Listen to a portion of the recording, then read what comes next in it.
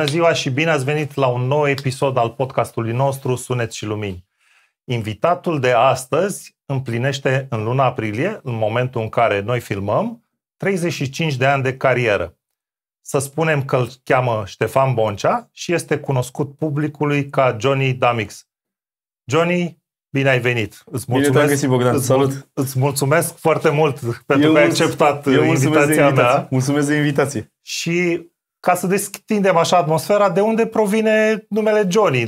De la ce provine numele tău de scenă, ca să zic așa? Confirm 100% asta cu aprilie, chiar de pe 15 aprilie am făcut 35 de ani. Iar nickname-ul ăsta, mă rog, e legat de o fată. A, da? Da, eu am două prenume, Ștefan Ion. Ok. Basic, maica mea m-a botezat cu Ștefan Ion. Și în perioada aia era legat de Ionuț, toată povestea asta, și Ionuț, Johnny, the same shit, you know? Și de acolo Johnny, după care, peste ani, mai exact prin 2000 sau ceva de genul ăsta, Damix a fost atribuit de către prietenii mei Adrian Călina și Ștefan Popescu, fostul DJ de la Vox Maris, Ștefan Popescu, unul dintre cei mai prolifici DJ la vremea respectivă, chiar a fost idolul meu. Și Adrian, la fel, chiar unul dintre cei mai vechi DJ din România, încă activ. Încă activ, exact. El a fost nașul în care Damix era, de fapt, era conceptul pentru noi, era Fane Damix, Adi Damix și Johnny Damix. Atribuit către noi și era de la ideea de a spune Damix, adică ăsta, Damix, știi? Sau că, asta chiar Damixează. Da, pentru că eram toți eram și suntem ahtiați pe tehnică. Eu cel puțin cu Fane, cu Ștefan Popescu, bolnav pe tehnică de mixat. Adică mi se pare că este un atu foarte important pentru DJ să știe să mixeze. În afară de partea de selecție, asta face diferența. Partea de tehnică de mixat. Adică nu poți să fii DJ dacă nu ai tehnică de mixat. Asta cu povestea asta cu, vezi, Doamne, nu contează așa de tare cum... Bă, contează, adică nu e ca și cum doar să fii selector de muzică. Nu cred că este doar asta. E important să fii un bun selector, dar aia face diferența, partea de tehnică. Apropo de asta, care a fost prima ta piesă care a fost, de fapt, primul tău mentor? Cine te-a adus prima oată într-un pupitru sau cine ți-a arătat prima dată tehnicile de mixat? Nu pot să spun că am fost învățat de către cineva. Ok. Dar care perea, așa cum am spus, am luat pe Ștefan Popescu, pe Fane, pe tovarășul meu. L-am luat ca și... Am devenit prieten peste ani. L-am luat ca și reper. Frații Voicu, Cristi și Cosmin, care am împărțit pupitru cu ei în 92, 93, ceva de genul ăsta. Eu am apucat în 90. Și am împărțit pupitru cu ei, iar primele piese puse de mine la bătaie au fost două piese ale lui Dr. Alban. Era Let the Beat Goes On și era o piesă a lui Dr. Alban cu un remix făcut după Sweet Dreams al lui Eurythmics. Multă lume nu știe, nici măcar de Let the Beat Goes On știe de multă lume de piesele astea. Au fost primele piese pe care le-am pus pe bătaie la vremea respectivă pe un CDJ Gemini era la vremea aia. Ți-a arătat cineva sau efectiv ai furat meserie numărând? Păi nu mi-a arătat nimeni. Nu pot să spun că mi-a arătat cineva, pentru că nu mi-a arătat nimeni. Dar am stat lângă frații Voicu, mai puneam muzică în partea... Puțină lume știe, multă lume știe, puțină lume știe, că atunci se purtau la discotecă, nu prea erau cluburi, se purta o repriză de piese slow, de 2-3 piese slow și așa am început. 3 piese slow tot timpul? Da, erau piese blues-uri, așa se puneau niște piese slow. Puneai ochii pe o fată și așteptai momentul respectiv. Am început cu partea aia. După care eu sunt autodidact. Deci am fost cel care, nu pot să spun că a fost... Așa sunt multe repere de care am ținut cont. În primul rând de respect. A fost Tigaie, Dumnezeu să-l odihnească, este Adi Opric, Florin Grigore, frații Voicu, mă rog, sunt multe repere de care eu am ținut cont așa, dar nu am avut pe cineva ăsta m-a învățat să mixez. Nu. Înțeles. Nu. Deci totul a fost practic ce ai prins tu și autodidact. Da, exact. Exact. Privind la ceilalți și încercând să adaptezi mai mult decât... Exact. Cum îți procurai muzica pe vremea respectivă? Vorbim de anii 90. Păi anii 90 am început cu casete. Casete aveam cu toții. Super. Casete aveam cu toții. După care, în general, se lucra cu muzica locației. Uite, asta e foarte interesant. Da, se lucra, nu exista. Adică nu-ți aduceai tu propria ta selecție? Nu prea exista așa, în general, la nimeni nu prea avea nimeni. Lucrai cu muzica locației, investea în compilații, maxi-single, vinil, CD, etc. Cel puțin Vox Marisu erau dintre cei mai tari. Am lucrat și la Vox. Pe partea asta și la Max tot așa era. Mă rog, la Max când am ajuns deja era o chestie hibridă. Aduceau și ei, aduceam și noi. Aduceau. Dar asta de ce se întâmpla lucrul respectiv? Era vorba de un control sau practic tu nu aveai acces la muzica respectivă? Nu era vorba de financiar. De financiar, adică costa foarte mult. Era legat de financiar, nu că... Adică costa foarte mult să ai propriile tale selecții. Nu investeai. Investea patronul. Incredibil asta. Patronul. Proprietarul investea. Dar tu nu făceai, spre exemplu, o mică speculă, o mică business, uite, îți trag eu pe casete ce vrei să asculți, că bănuiesc că era o astfel de cerere, adică veneau oameni să vă ceară, uite, vreau și eu muzica cu tare sau... Am vândut la mixer de m-am săturat. Am vândut la mixer o grămadă de bani. La cel puțin când eram la Vox am vândut la casete și CD-uri mixate big time. Exact. Chiar până târziu am vândut. Foarte tare asta. Pe care când a apărut SoundCloud, Mixcloud și toată zona asta de... Bine, a apărut în 96 legea dreptului de autor și a urmă era mult mai complicat, ca să zic așa, de făcut lucruri. Cum era publicul în perioada asta, 90-2000? Sunt subiectiv. Sunt subiectiv și o să spun. Adică da. Trebuie. Păi, în primul rând, nu se punea atâta preț pe... Adică se punea preț, dar nu era punctul forte al acelor momente. Partea de imagine. Nu conta. Adică eram și bogați și săraci, eram cu toții la loc și ne distram. Și se ținea cont foarte tare de calitatea entertainmentului. Deci nu se punea preț pe imagine, se punea preț pe distracții. În ziua de azi, din păcate, asta a trecut pe ultimul loc, să zic așa.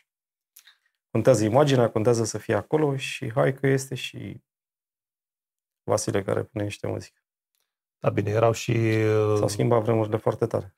Da, erau și altfel puțin, adică discotecile nu aveau barul pe mijloc, era ringul de dans mai mare.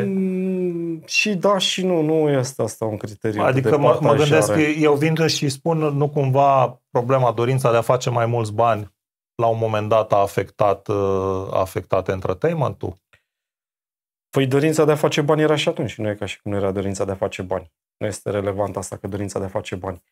Dar mergeau în paralel. Mergeau în paralel și una și alta. Nu.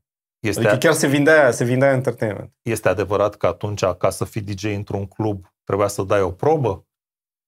Păi asta era de pe timpul dinainte de 90. Ok. Adică, să fiu sincer, cred că și știi deja, exista, înainte de 89, exista meseria de DJ, exista nomenclatorul de meserii. Atestat. Adică, da, luai atestatul de DJ, îl dădeai cu Octavian Rusărescu, Florian Pitiș, nu mai știu cine era, Dumnezeu să ierte pe Pitiș, trebuia să ai atestat de DJ și era o meserie, după care a dispărut din nomenclatorul de meserii și a apărut din nou. La un moment dat a apărut din nou. Eu inclusiv am diploma, am școala făcută și am diploma de DJ la Timișoara am luat-o, West Association. West DJ Association. Da. Legat de Johnny Damix și de partea asta, Damix e marcă înregistrată. E marcă înregistrată la OSIM. Foarte tare asta. Fratelii au înregistrat-o și mi-au făcut-o cadou. Au înregistrat-o pentru mine și mi-au făcut-o cadou. Chiar am actare pe chestia asta. Uite, ce gest frumos, ce gest bine, extraordinar. Bine. Am fost cu ei 14 ani. Nu vreau să ajung încă la Fratelli, dar dacă ai amintit... Putem să rămânem unde vrei. Da. Adică aș vrea să rămăsesem la întrebarea dacă ai dat vreodată vreun concurs pentru a presta meseria de DJ într-un... Da? Da, sigur. Da. Păi am fost chiar și la Bambu. Am avut și concursul, am avut și la DJ Contest pe care l-am câștigat. Da, așa a fost dintotdeauna. Și la Vox Maris am dat probă de mixat. Până la urmă, asta nu e mai important decât... Și la Max am avut treaba asta. Da, am avut, dar nu a fost chiar... N-a fost chiar o probă, a fost un contest, așa, adică am fost acolo mai mulți care eram eu Optic, Nae. Prezent aici, în spatele camerelor. Așa. El poate să confirme ce spune. Înțeles, da. Și Răzvan era rezidentul casei, Răzvan de la DJ R Max, pe care îl salut cu această... Da? Unde acolo mă văd? Da. Sau aici. Răzvan, te salutăm. Da. Îl salut pe Răzvan. Și, ca să fiu sincer, am fost... Iar n-ai poate confirma cel mai bine cotat la proba respectivă. Da. Foarte tare. Optic, în perioada aia, Măsim Măguliță, o să spun asta, era fascinat de tehnica mea de mixat și chiar mă ruga: bro, hai să mă vezi pe mine să screciuiesc și să... Zic, hai mă, pune mâna și fură gemele la cap, da.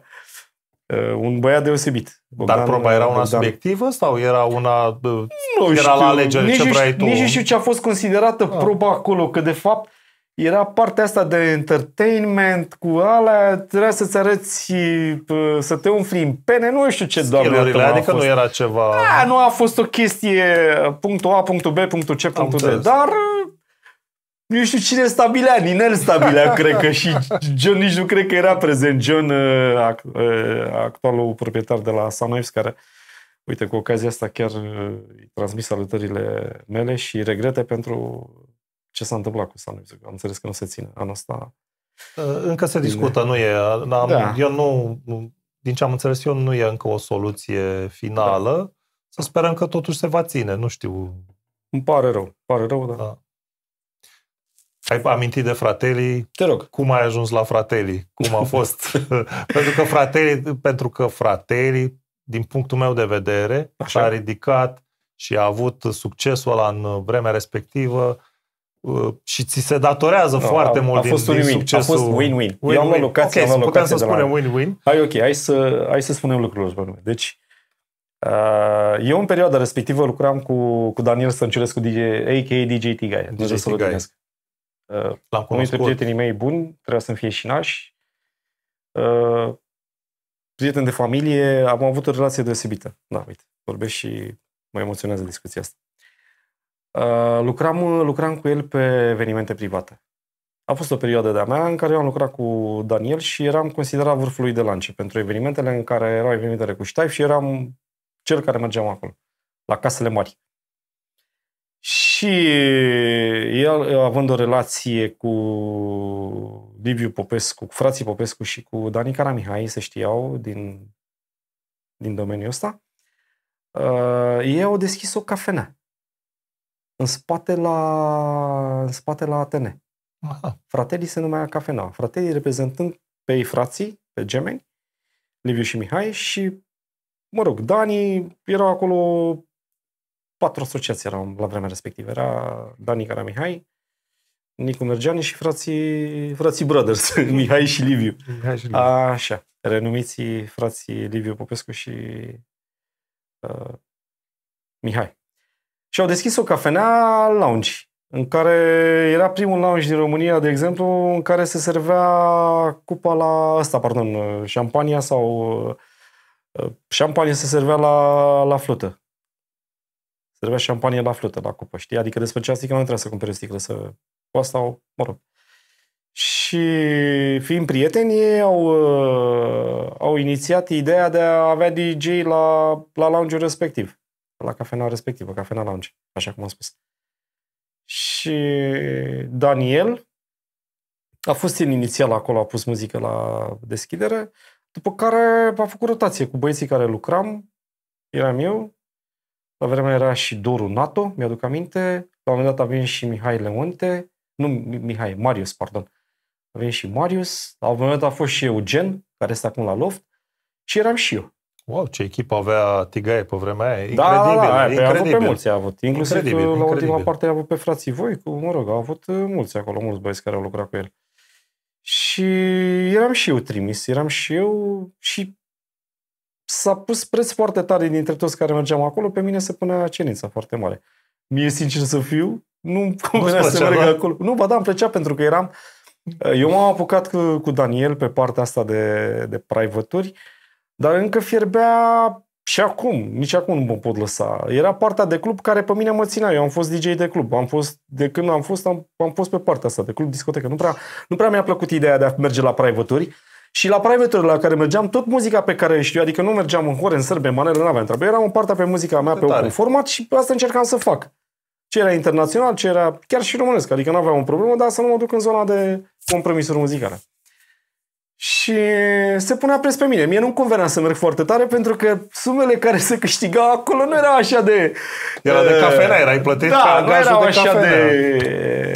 de tentante, ca să zic așa, dar mergeam cu drag, știi? Da. Și la un moment dat a crescut anul următor, primul an a fost cafenea, după care era cerința atât de mare și se dorea atât de mult, încât s-a deschis o locație în Floreasca undeva și apoi pe lacul Tei, exact unde sunt acum, știi?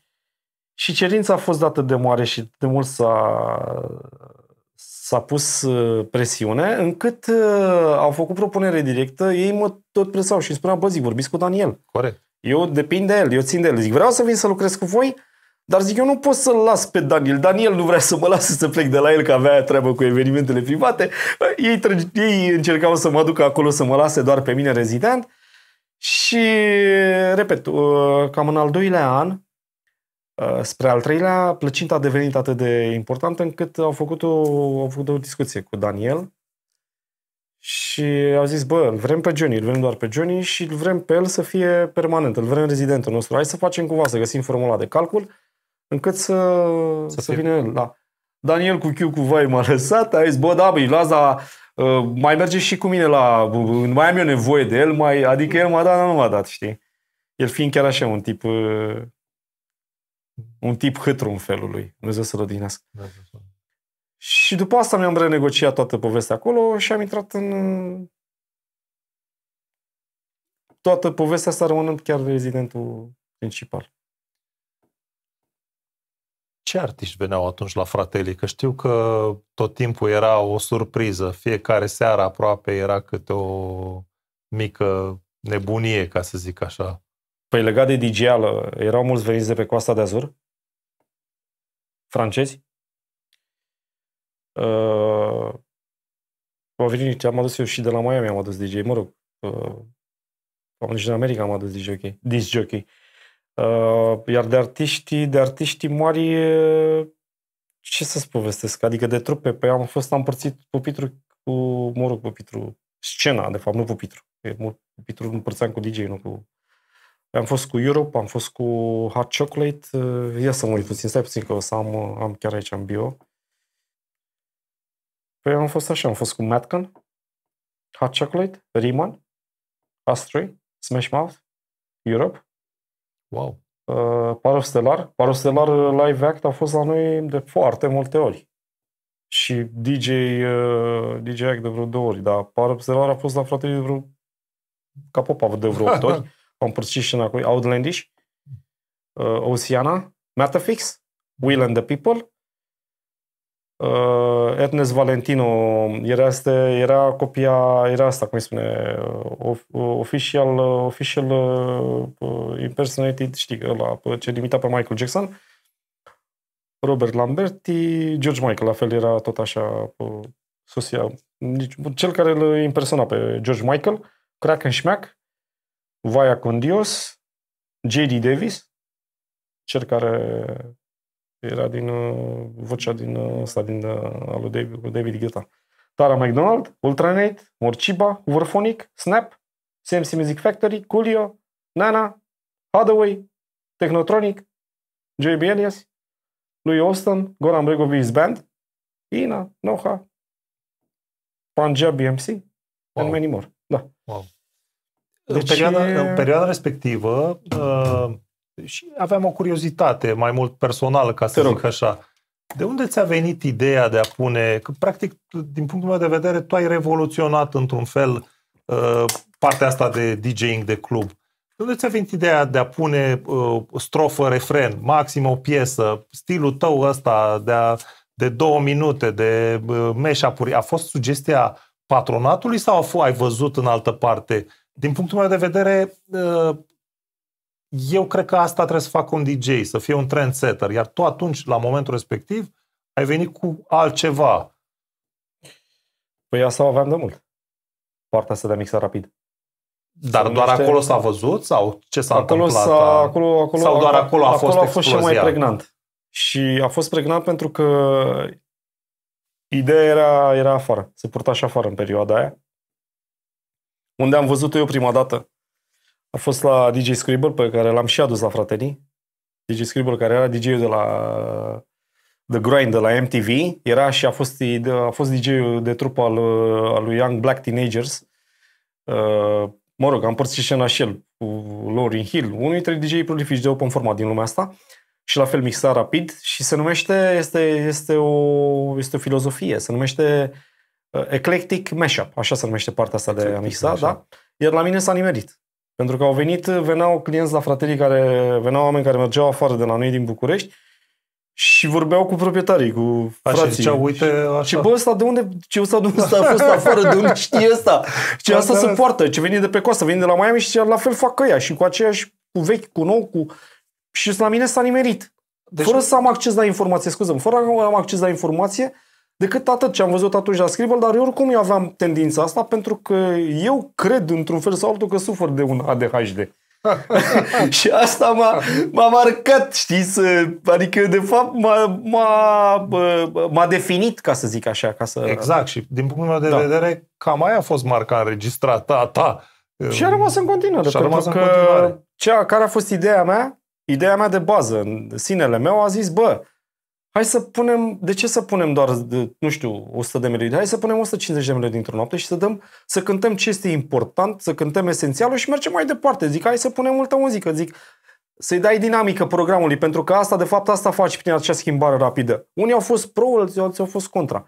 E foarte greu să faci lucrurile astea ca să nu deranjeze, pentru că la un moment dat strofă, refren, adică dacă nu tai cum trebuie și o faci și cam deranjează publicul, dar îți pregătești program de acasă, adică să ai cât de cât niciodată. Niciodată. Adică era efectiv la... Niciodată era tot. Și nici acum nu fac chestia asta. Fac în funcție de... Adică nici măcar un schelet de principiu să ai niște șabloane. Rutine, nu, niciodată nu există așa. În funcție de ce am în față. Sunt old school, gândesc pe loc, improvizez.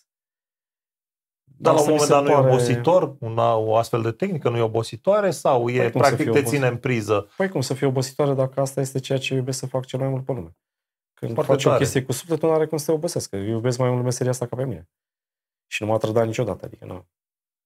Altceva nu știu să fac și nici nu vreau să fac și o să am o vorbă legat de treaba asta. Dacă eu câștig mâine suma de confort care să... să zic că din momentul ăsta nu mai am niciun stres financiar. O să-ți fac precum Puricele. Știi ce a spus Puricele? Nu că nu o să facă rost de bani. Nu. Ai zis că o să-și cumpere un câine numai pentru el. Așa și eu cu treaba asta.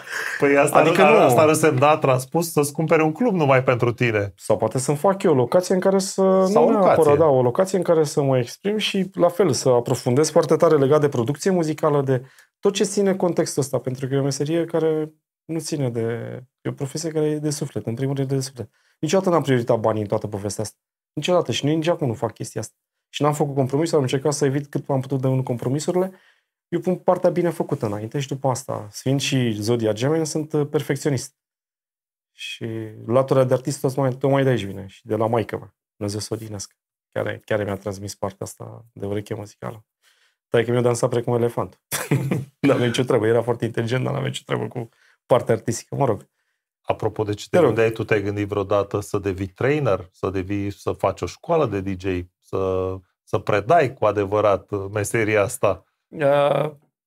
Sau hai să o luăm altfel, ai avut discipoli? Poate, cred că da.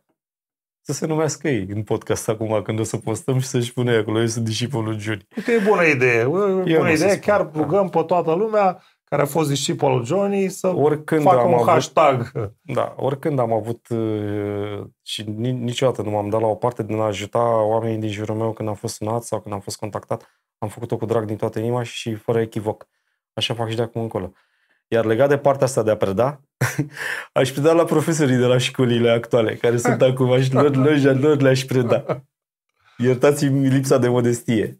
Cer scuze. Da, e normal. Academie, da. Zona de academie aș vrea, adică, nu știu, mai mult decât, nu știu, am văzut ce se întâmplă fără să dau nume și fără să fiu rătăcios. Merg la școală și să scot așa pe bandă rulantă DJ. Nu știu, eu sunt mai profund în zona asta. Nu pot să fiu ignorant cu domeniul pe care îl iubesc cel mai mult și atunci aș considera că trebuie mult mai mult timp petrecut acolo ca să-ți dau cum se întâmplă afară. Exact de asta spun Academia. Adică mai mult decât doar o școală de DJ, știi? Ai învățat să pui 4 măsuri la bătaie și gata, ești DJ ok. Știi? Ți-am dat diploma, gata, mergi afară. Nu. Adică în primul rând trebuie găsit, cum văd eu lucrurile, în primul rând trebuie găsit și căutat dacă omul are aptitudini. Adică să nu-l mițin să-i luăm banii și să-i dăm diploma. Adică să-i spui direct, bă frate, nu ești făcut pentru asta, nu-ți găsești, nu ai. Trebuie simțul artistic, trebuie simțul tehnic, adică sunt mai multe elemente decât așa, hai că voi învăța să pui, mai ales în ziua de astăzi care tehnica îți permite să mixezi, exact. E foarte facilă, adică nu mai există. Bine, din păcate, noi n-am avut-o în anii 90. Eu vin în apărarea lor, ca să zic așa, deși sunt întru totul în asentimentul tău și confirm că ai putea să faci, ai putea să predai profesorilor de acolo, vin puțin în apărarea lor, pentru că îi spun, domne, noi nu te transformăm DJ, te învățăm doar o tehnică, te învățăm să faci. Mai departe depinde doar de tine. Sau cel puțin așa, asta este mesajul pe care ei îl ca la școală de șofer. Cam așa ceva, da. Ești conducător auto, dar nu ești șofer de vii. Adică și asta ține... Și atunci la profesioniști cum e? Da, cu siguranță. Da, despre asta cu siguranță, da. Eu vreau să fac școala la partea de profesioniști. Da, așa este. Cu siguranță că o academie ar fi binevenită. Care e categoria de la profesioniști? Că nu mai știu, că am primit de conducere care este BU-CU și... Nu, BU este de amatori, adică așa, noi? Da, ok, și peste 3,5 tone, orice înseamnă CU. Așa, da. Acolo.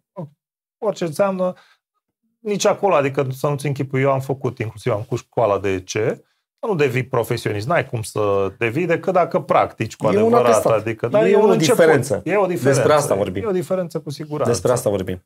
E o diferență cu siguranță. Da. Iar experiența și toate se acumulează în timp și ore de lucru.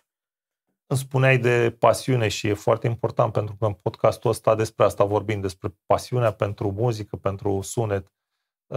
Spune-mi puțin despre noul tău concept, despre conceptul Luz, ca să zic așa, da.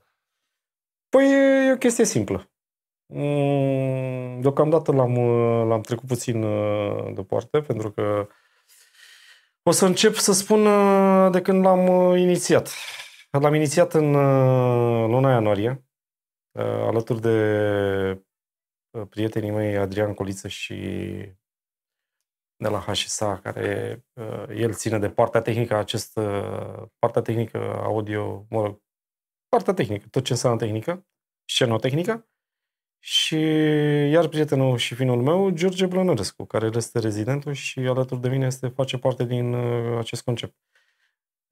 Eu sunt nașul, eu sunt inițiatorul, eu sunt omul care la mine stă baza, dar alături de, așa cum spun prietenii mei, și fiecare are rolul lui acolo. Luz vine de la tradus din spaniolă hispanică, este lumină. Eu țin cont de chestia asta că sunt om de lumină și se adresează sau o să o iau altfel. Este un eveniment de zi, vrea să fie un eveniment de zi. Așa cum am spus, am început în ianuarie și l-am făcut într-o lună, adică fiind ianuarie, nici iarba știi cum e, ca și luna, nici iarba nu crește. Așa. Și am vrut să-i văd nivelul de jos. Am simțit că are potențial, trebuie susținut, trebuie răbdare. Este un eveniment de zi, nu mă interesează exclusiv de zi, nu mă interesează să ajung mai târziu de 10-11 noaptea, adică să plece de pe zi. De ce? Care este ideea? Sau... Păi în primul rând luz, ideea de zi. Și numai eu personal, da. Și ca să fiu iar sincer, am fost plecat, am fost până și în America. Nu prea mai există cluburi de noapte. Și eu, te rog, te ascult. Dar asta de nu mai există cluburi de noapte este o chestie mondială, general, să înțeleg, generală. Da. Din păcate s-a schimbat, deocamdată. Probabil că trendul o să revină. Că totul e ciclic pe planeta asta. Dar de ce? Au apărut festivalurile mai mult? Sau care nu știu care este logica. Să spunem că pandemia a schimbat toate regulile jocului. Deci resimți din greu. Iar, da, nu neapărat. Că eu personal, sincer, eu sunt încântat de partea de zi. Chiar pe mie îmi place. Da, nu îmi place. Da? Adică hai să ne distrăm ziua, să ne vedem la față. Hai să bem, să mâncăm ziua. Foarte mișto asta. Și revin la ideea acestei intenții ale noastre de a face evenimentul ăsta. Îl fac în diferite locații, vreau să-l mutăm să-l facem în diferite locații. Nu vrem de la el, nu vrem să facem cu adresabilitate din asta foarte spre zona asta de expensive. Adică vreau să aibă abordare prietenoasă. Adică să-ți permiți să vii să mănânci, nu știu, să mănânci un fel de mâncare, să bei un drink, dar să plătești prețul corect și să avem și partea de... Adică dacă vrea cineva să facă fente și fițe, să facă, să-și cumpere șampanie sau mai știu ce, nu mă deranjează. Noi nu spunem nu. Dar vreau partea de jos, adică să fie cu adresabilitate largă și pentru oamenii care nu își permit atât de tare să meargă... Pentru marele public. Te rog. Zic și pentru marele public. Exact, da. Să fie muzica, legat de muzică, fiind și numele spune, Luz, se leagă și de partea asta. Atacăm zona asta de muzică braziliană, partea asta de Latino House, nu zona de mainstream, adică nu mergem cu respect în Enrique Iglesias Bailamos sau mai știu ce, mergem în zona de, uite, să spunem Sonando Contigo, de exemplu, Kiko Navarro. Dau un exemplu și mi-a venit acum la îndemână, știi? Mergem în zona asta de muzică latino, dar latino cu ștaif. Muzică mai nișată, ca să zic așa, știi? Pentru toate gusturile, mai ales pentru fete. Că dacă n-ai fete, n-ai nimic. Orice îi face pe lumea asta, fără unde sunt fetele, se întâmplă minuni. Cum de nu te-ai dus spre muzică house, spre trance, spre festivaluri, spre altceva? Cum de ai rămas totuși? Eu pot să fac și asta. Știu, tocmai de asta, dar cum de nu... Pot să fac și asta. Nu m-am axat pe aia pentru că nu e identitatea mea. Un DJ fără identitate nu are ce să caute în domeniu. Cred că este prima condiție de bază. Dacă tu ai o identitate și ești recunoscut pentru ea, aia trebuie să marșezi. Dacă asta identitatea mea este recunoscută ca fiind open format, în care open formatul, asta e frumusețea open formatului, că poți să faci ce vrei tu, de unde vrei tu. Nu ai o limită anume. Poți să faci ce vrei, că asta înseamnă open format. Iar eu pot să fac și partea asta. Am făcut-o. Am fost rezident la locații de muzică house. Chiar am fost cu John, am fost la After Hour, am lucrat John de la Sanovis Max. Am lucrat pe partea asta. Deci nu, eu am participat. Dar să nu a fost așa de plăcută cum e asta. Ba da, iubesc muzica house. Da? Ba, chiar îmi place muzica house. Foarte tare. Chiar iubesc muzica house. Am DJ-ii mei preferați din muzica house. Adică nu mă dau la o parte. În funcție de ce serie avem. Și pot să o fac. Nu prea există DJ, adică nu... Asta cu, domnule, uite, mă uitam la Carcox. În pandemie a avut niște live-uri în care el mixa inclusiv hip-hop și arăta că există pe pagina lui, dacă te uiți, nu spun eu tâmpenie. Adică nu, el a pus și funk, a pus și... Deci nu există partea asta, domnule, numai DJ de muzică house, nu știu, mi se pare impropriu. Ești disc jockey. Punct, am încheiat discuții. Că tu îți alegi o cale. Ok, bun, dar nu înseamnă că tu nu poți folosi mai toate genurile muzicale. Adică nu există o regulă clară. Ești limitat. Adică tu când spui, domnule, tu spui ca pe o laudă, dar de fapt tu te limitezi în fața celor care spui treaba asta. Eu sunt jockey de muzică house. Nu știu dacă există... Mă rog. Da. Părerea mea. După 35 de ani în domeniu. Te rog.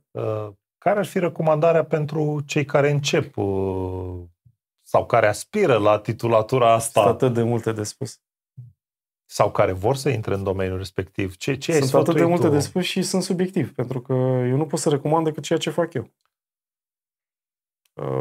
Problema în ziua de astăzi, în general, este că nu o spun ca un reproș, o spun ca pe o constatare. Tineretul vrea să ajungă de la etajul de la parter, la etajul 10, nici măcar cu lift sau pe scări. Nu, adică nici măcar cu lift. Vor să sară de la parter la etajul 10. Să sară etapele. Da, nu înțeleg logica pentru că nu e natural, nu e organic. E o chestie pe care o faci de favoarea ta, nu o faci în favoarea ta. Eu nu mai spun cum am făcut-o noi. Noi ne-am urcat pe liane.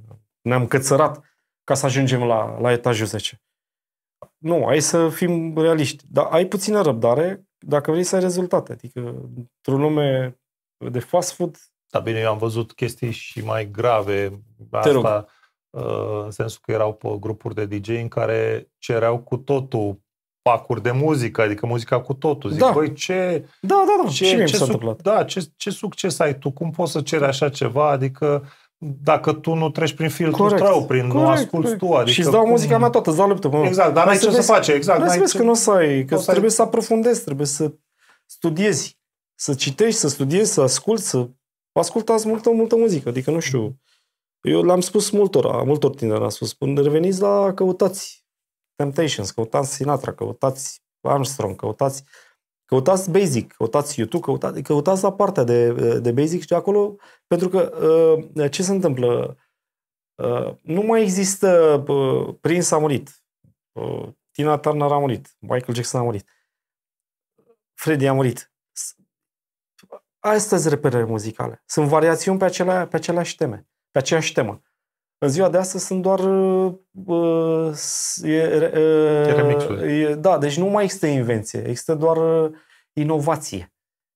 Inovația stă la baza invenției până la urmă. Adică tu iei un lucru și mai pui, mai iei roata, nu mai poți să inventezi roata, dar îi mai pune și două spițe. Și atunci trebuie să te duci exact basic, să asculți, pentru că sunetele sunt James Brown la fel. Toate se bazează pe... Toți iau tot de acolo din sursa de inspirație aia de basic și îi mai pun câteva acorduri și aia este.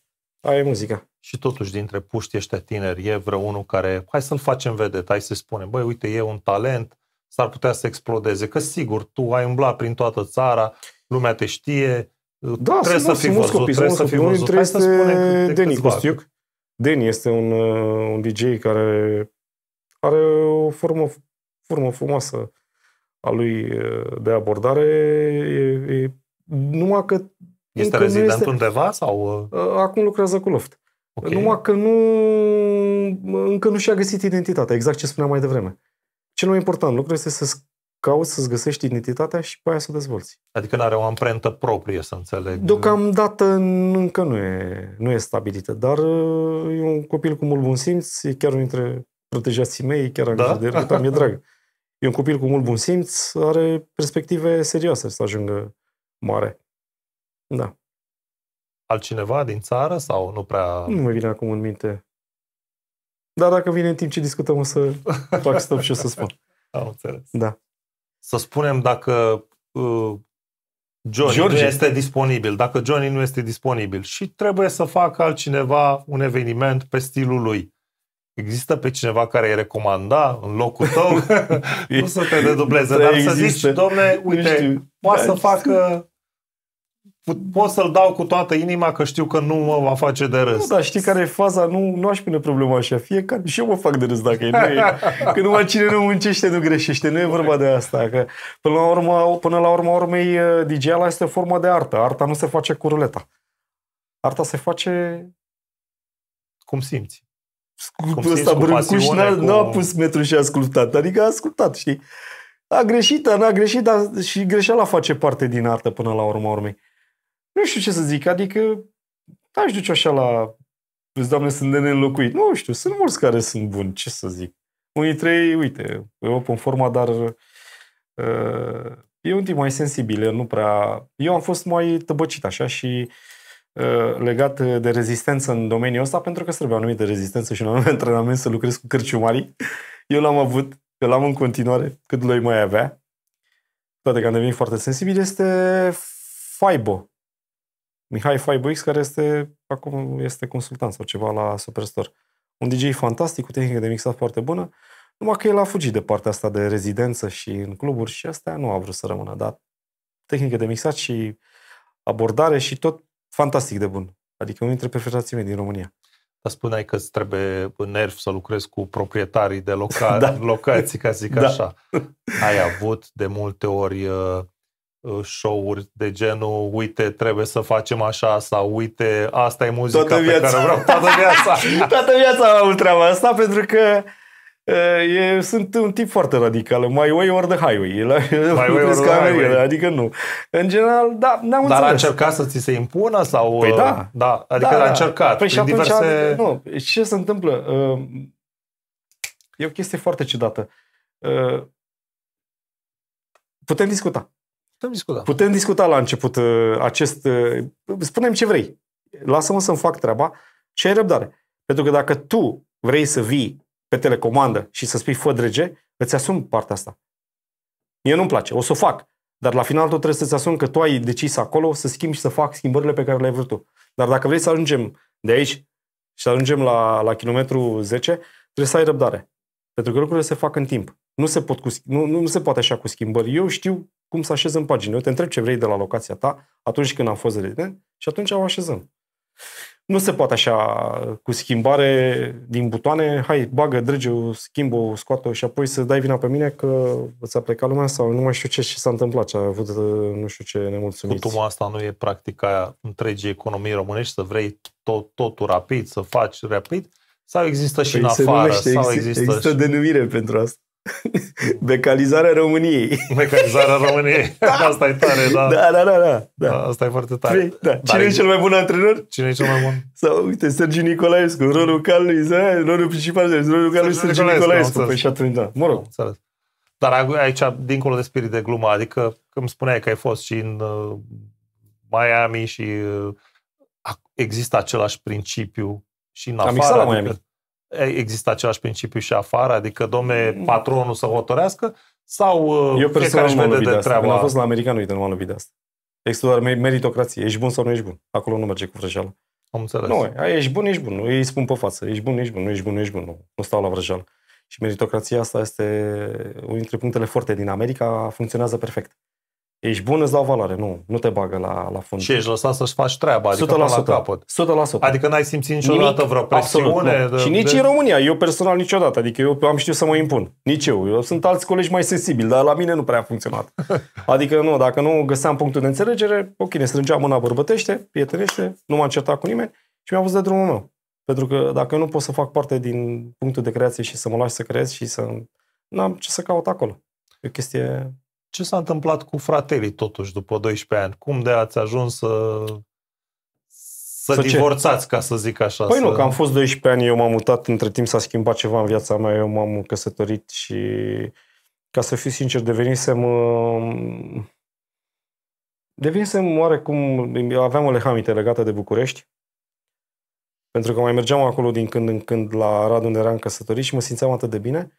Și am vrut, eu mi-am dorit foarte tare, știi cum e, cred că sunt unul dintre cei mai longevivi DJ din România. Ăsta, rezidenții.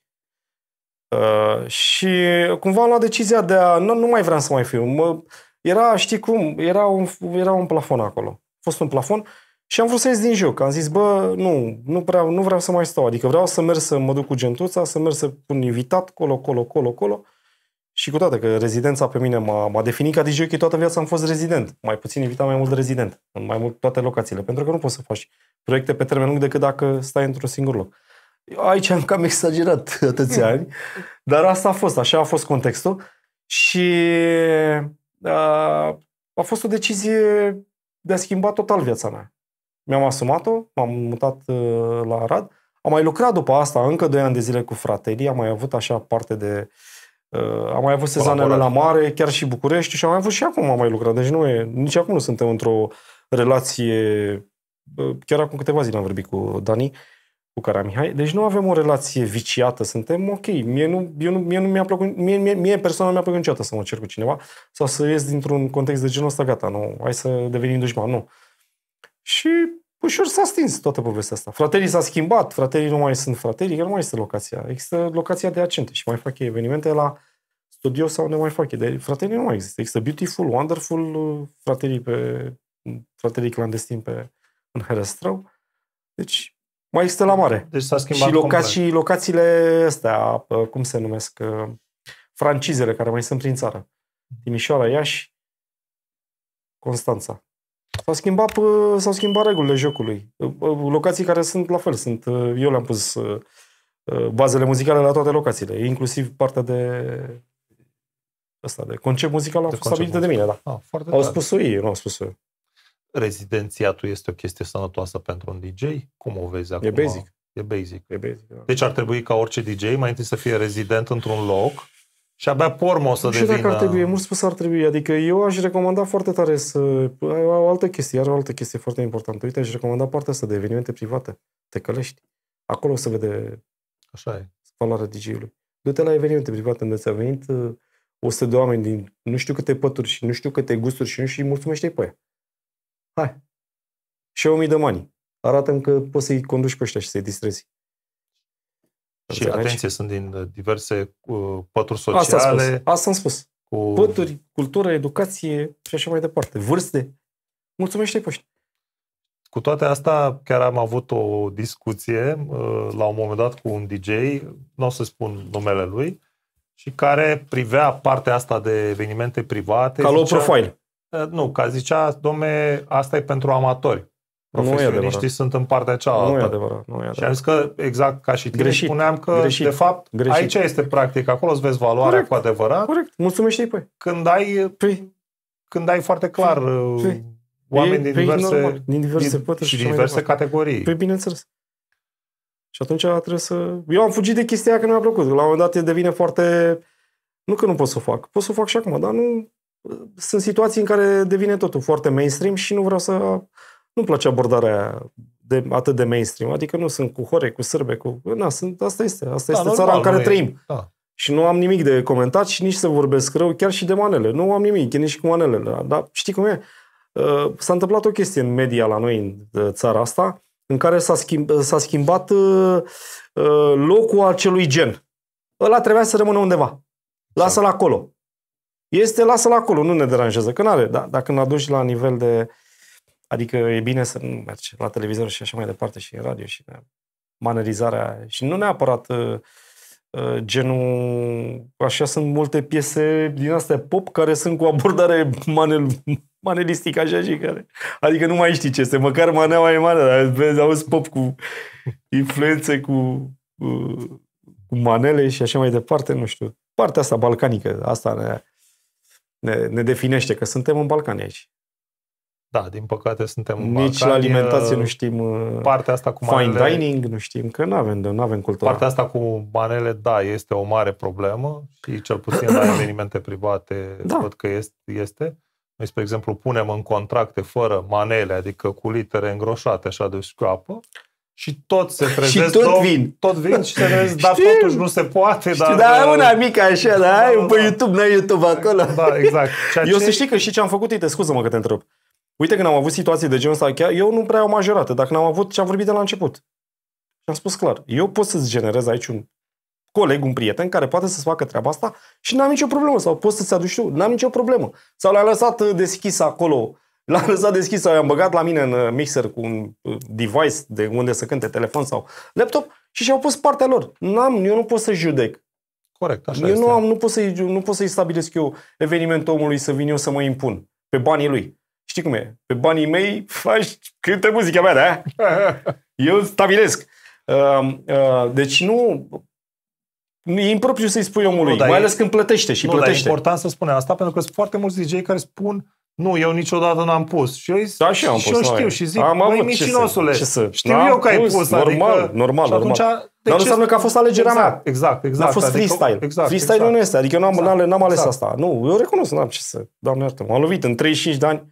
Păi acum e flagelul de acum. A mai fost o dată prin 97, 98 a fost o nebunie de asta, până 2000 și un pic.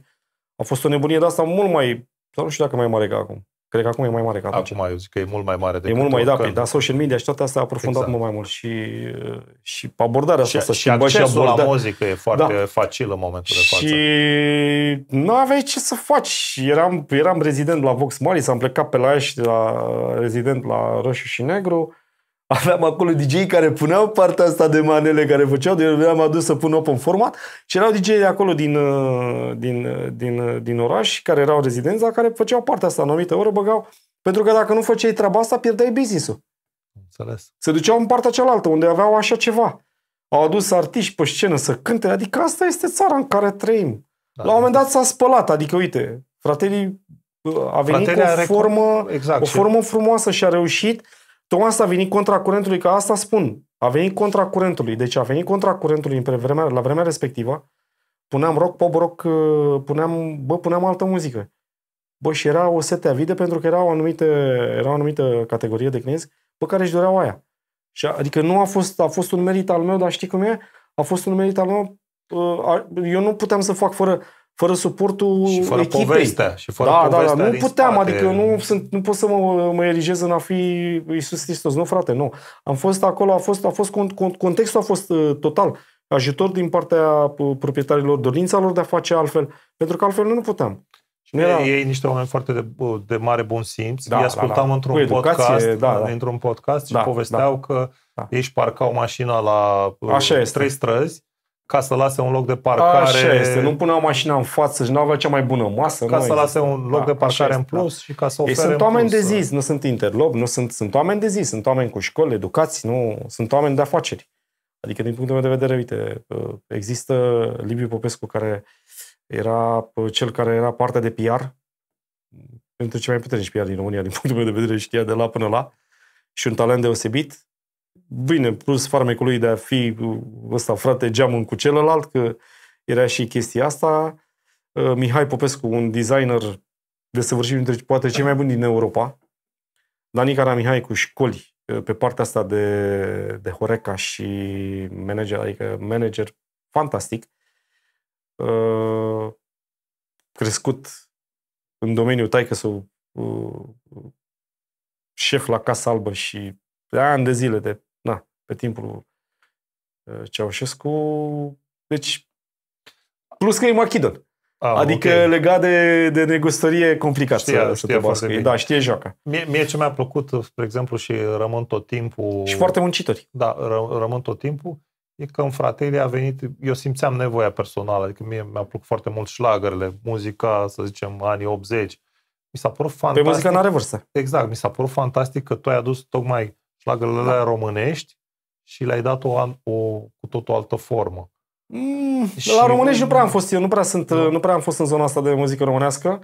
M-am jucat un pic, dar nu pot să spun că am avut momente și momente. M-am dus pe partea internațională mai mult. Pe partea de muzică românească nu pot să spun că am fost un mare din ăsta promoter. O singură chestie am făcut, pe care e recunoscută de Daniel. Asta, cu Mă întorc la tine, Mare Albastră. Dar am prins contextul de acolo, de la mare, și trebuia inventate, pentru că trebuie să legi de sentiment. De locație. Da. Eu sunt cel care am readus această piesă în pagină, da, și chiar e recunoscută. La un moment dat spune într-un live. Exact, i-au spus scenă, a spus, Johnny este cel care a scos piesa asta de la Naftalină. Da. Apropo de o mică curiozitate, fac o paranteză. De unde provine termenul ăsta de Johnisme? Că am văzut că foarte mulți colegi te înțeapă cu chestia asta. Asta a fost inventată de Răzvan Ivănescu, a.k.a. Chiflă, prietenul meu, așa, și Silviu Andrei. făcut chiar am video, l-am pus la mine, l-am pus pe ăsta pe Facebook. Deci ăla este momentul. Da, s-au dus la nu știu, la care de ăsta de bricolaj, la Brico sau la Brico Dedeman sau nu știu, la Horbach, nu știu unde s-au dus și căutau să facă o masă din asta pentru să pună niște pick-up-uri. Deci cumpărase Silviu pick-up-uri. Și zice, Silviu era asta, Răzvan era partea tehnică de a face acea masă, știi, era ăla, tehnicianul. Și dar nu vrei mai așa să punem asta? Și ce nu? Dar cum vrei? Păi vreau așa și așa. Ca Johnny. Johnnyisme. Și de acum a provenit. Dar de unde vine? Că aici este toată șmecheria. Fiind eu repet, sunt perfecționist, adică trebuie să fie totul. Pupitul trebuie să fie, firele să nu se vadă, totul trebuie să fie glans, să ai control bun la monitoare și mai departe.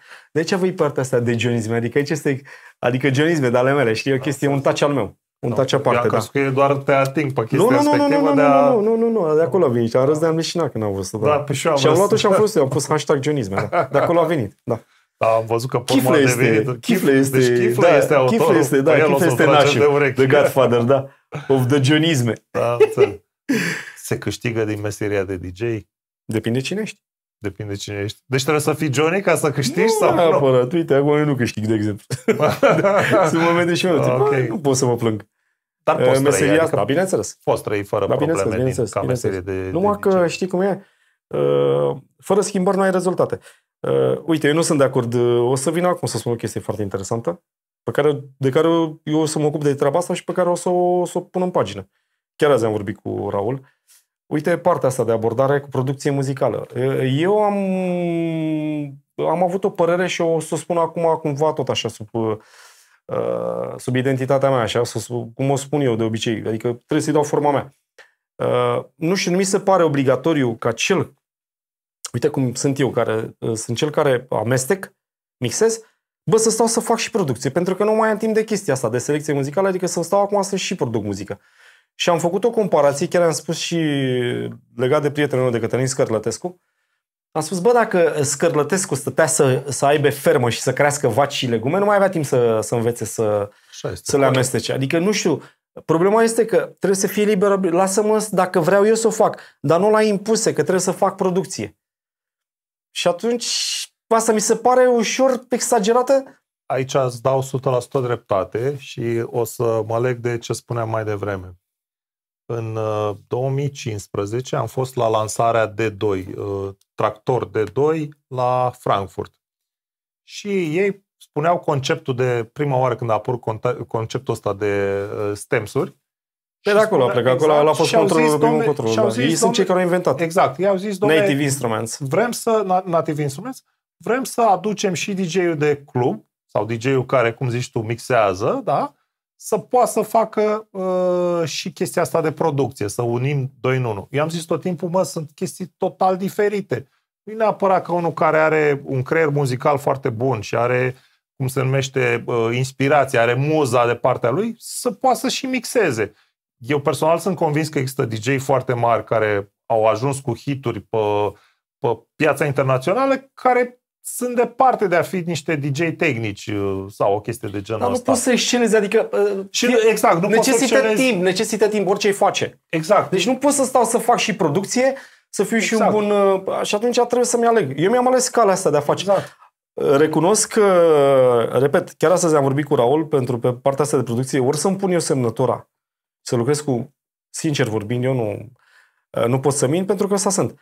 Ori să-mi pun eu semnătura pe anumite piese care să lucrez cu un ghost producer, dar să fie touch-ul meu, sau ori să lucrez eu, să învăț eu partea asta de soft, pe care, nu știu, nu m-a atras, nu am chemare către așa ceva, adică am lăsat, lasă-mă pe ăla care face producție, lasă-mă pe ăla să facă, să facă producție. Uite, un monstru al acestui domeniu este Norman Cook, a.k.a. Fatboy Slim, și eu nu știu câte mai are, câte de asta are nickname-uri, că puțină lume știe. Inclusiv, uite, proiectul ăla cu Beats International este tot al lui. Mighty Duck Kids este tot al lui. Da, are multe proiecte, știi, puțină lume. Norman Cook este el, Fatboy Slim, așa. El a fost partea asta de producție și nu a excelat să-și la mixat, dar el este un personaj. A făcut și s-a și jucat pe scene și cu dată, că a strâns oamenii, a strâns pe unde era. Plajă la Brighton și așa mai departe. A strâns multă lume. Dar, mă repet, nu poți să fii și una, adică, nu, știi care e problema? Că a devenit la impuse, nu produce apă, nu ai ce să cauți. Mi se pare asta că mi se sunt pare. meserii diferite, complet. Asta spune, una e una, alta e alta, deci sunt lucruri diferite. Dar, precum dinozaurii, dacă nu ne adaptăm, o să dispărem, o să facem și producție muzicală. Dacă și-a primit YZ și așa mai departe să facă, eu care sunt, zic eu, un brand în domeniul ăsta, de ce să nu pun și eu semnătura pe anumite chestii care m-ar reprezenta? Și atunci asta este. Sky is the limit. Da. Înțelegi? E bine un DJ să aibă un manager? Cel mai bine. Cel mai bine. Da, nu te poți. Uite, eu am făcut, vezi, dacă sunt hibrid, sunt generația asta hibrid, care am prins și partea de bandă și partea asta de GSM și de soft. Mă rog, sunt dintre primii oameni din România care am folosit soft de mixat. La fel, sunt iar care am pus bazele. Seratul am plecat atunci când am plecat la drum. E bine că aici ajung la ce ai spus tu legat de manager, nu te poți vinde corect. Adică, eu am reușit să fac și partea asta și, repet, așa cum spun, sunt hibrid, dar crede-mă că avem nevoie, dar nu de samsarii care sunt acum în piață, nu o să dau nume, că nu vreau să dau nume, pentru că nu există, iar este, lucrurile se fac între feluri, bine, prost și românește. Iar este o abordare din asta viciată, în care, știi, filmele alea din anii 70-80 era Alan Bronx și avea Parpalac și aici avea și Rolex, în partea asta avea și Dry Cooker și Scepter și mai avea și aici și o macetă și vindea.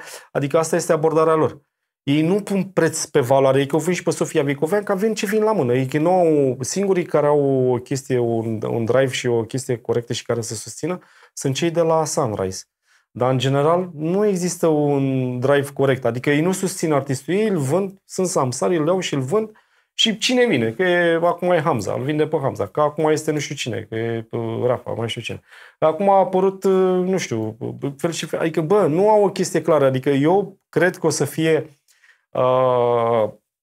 coerent când el o să-și ia artistul pe care el l-a ales și pe ăla e manager și pe ăla îl duce și îl vinde afară și încearcă să-l... Nu, ăla dacă nu livrează, da, îl crește. Nu livrează, gata, lasă-mă, înțelegi? Pentru că am stat de vorbă cu eu, am încercat să lucrez. Adică am vrut să dau procent din asta, am vrut să dau locațiile mele și evenimentele mele să dau, adică uite, eu vin și pun pe masă și tu la fel. Adică e win-win, nu? Corect, adică facem vin cu niște evenimente, da, îți dau fiul de care tu, îți dau procentul din care tu, iar o altă chestie. Adică au ajuns să ia procent mai mare decât fiul tău. Nu e normal. Nu e normal. Nu poți, că nu ești tu ăla care... Sau nu e normal, adică dacă accepti, să mă ierte Dumnezeu, ești un dobitoc. Dar nu poți să câștigi tu mai mult decât mine. Că nu e corect. Adică, până la urmă, eu sunt cel care... Tu ești în folosul meu, nu eu sunt în folosul tău. Tu ești cel care trebuie să iei un procent pe care îl agrem de comun acord. Bine, există asta de booking, care poate să fie între 1% și 20-30% și poate să fie chestia de management, adică ia un copil de jos și... undeva la 20%, dar să se ocupe de chestia asta serios. Am avut la un moment dat, chiar o să dau nume, am avut la un moment dat o colaborare Fair Play cu Ionuț Hupcă de la Cyclic, care lasă și partea asta de open format și chiar am lucrat cu el, un băiat deosebit, cinstit, corect și nu m-a deranjat, dar între timp el și-a mai schimbat abordările și adică relația n-a ținut peste ani. Am mai avut iar o chestie iar de fair play, am avut-o cu Bogdan Niță, iar un băiat ok. Da, ne știm de ani de zile și ce să zic. Dar nu mi-am găsit, într-adevăr, nu mi-am găsit echilibru adică noi nu avem agenții corecte pentru... Bine, s-ar putea și evenimentele să fie prea puține în piață. Stau și mă gândesc, adică schimbându-se cluburile, au rămas foarte puține, au rămas... Și asta, dar e o discuție lungă, largă, sunt festivaluri și acolo la fel. Uite, de exemplu, hai să fiu sincer, eu am refuzat partea asta de... Adică nu înțeleg asta cu să vin for free. Nu vreau, nu înțeleg. Că să fiu la Antol pe scenă, să fiu for free. Ți s-a propus asta? Hai să o spunem pe bune. 100%, da. Deci ți s-a propus? Și a refuzat, nu, n-am vrut. La începuturi. La început când lucrau cu fraterii și acum lucrează pe scenă, ăsta pe partea de VIP, partea de VIP, unde se livrează alcool și beverage and food, în care puteam să intru acolo, dar să fiu pe scenă, o scenă mică, ok, acceptam compromisul. Dacă eram pe main stage, să fiu acolo, main artist. Hai să zicem că atunci zici, da, mă, ok, ești acolo pe scenă, te duci acolo și să nu hrănesc anomalii. Ok, hai că las de la mine. Mă tratez exact ca pe ăștia, ca pe internațional, mă iei de la hotel, mă iei tot așa și îmi dai toate condițiile, tot protocolul. Și atunci hai să zicem că accept, odată să zicem că accept să fiu acolo, adică să fie win-win. Dar eu să vin și să pun muzică Moca. Păi stai, frate, eu când chem artistul acasă, când chem acasă Zugravă, îl chem pe Moca. E o meserie. Am facturi de plătit, nu pot să hrănesc. Am fost la Saga, am fost plătit. Am fost bucuit de Bogdaniță. La primul Saga din România am fost acolo. Și am fost plătit. Am contractul sertar. Și cu toate astea să nu dăm nume? Și am fost pe scenă. Am fost apar pe... Pardon, scuză-mă. Am fost apar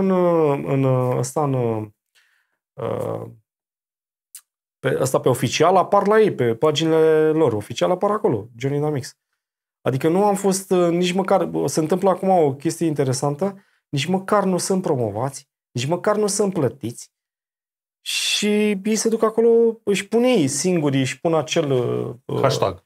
Da? Nu neapărat hashtag, lasă hashtag-ul. Au făcut niște din astea, niște layout-uri, făcute niște materiale de promovare care nu apare pe site-ul oficial sau nu apare, că ei nu prezintă artistul respectiv. Este o scenă undeva unde pune muzică Y și doar el se promovează la el. Că el este pus acolo, dar cei care ar trebui să-l valideze, nu-l validează. Și asta mi s-a părut, bă, zic, nu înțeleg de ce logic asta. Nici nu mai contează ce bani ai luat. Adică nici măcar nu, adică cumva le este rușine cu tine. Și oameni, că aici este cea mai mare durere. Sunt oameni care au niște ani în domeniul ăsta. Adică nu sunt niște puști. Nu au venit ieri.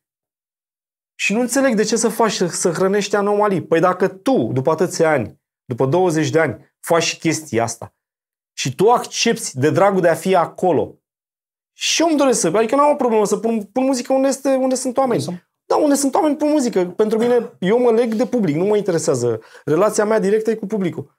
Păi, dar nu putem să hrănim anomalii, pentru că tu câștigi bani. Da, păi să câștigăm cu toții. Exact. Dacă o fac de caritate, că tu nu câștigi bani, ok. Vin și cu bani de acasă. Corect. Da? Pentru că asta este partea sufletească. Pentru că să fii artist trebuie să ai suflet. Nu poți să fii artist fără suflet. Dar n-ai ce să cauți tu pe scenă undeva unde se încasează și nici măcar nu adică cumva... Și lor le e rușine cu tine. Bă, așa pare. Și lor le e rușine mie așa îmi pare. Poate eu sunt exagerat. Că am fost tot timpul judecat în piață că sunt ăla cu gura mare și când vorbesc, nu stau la vrăjeală. Da, poate ar trebui să facem un cod de bune practici. Poate ar trebui să facem un cod de bune practici. Da, nu e normal să fii tu acolo și să te lauzi că tu ai fost acolo, dar ei, cei care te-au pus acolo, nu te-au validat. E ca și cum eu aș spune mâine că am fost cu Sharon Stone. Și Sharon Stone spune, cine e ăsta? Nici nu-l cunosc. Păi ea trebuie să spună. Corect, exact. Nu eu, că eu pot să spun multe, că turnul Eiffel e al meu și așa mai departe. Dar cine confirmă că e? Înțelegi? Așa și cu treaba asta, nu știu. Da, cred că e necesar un cod al bunelor practici și cred că ar trebui DJ să se respecte mai mulți între ei. Pentru că practic asta e și o lipsă de respect.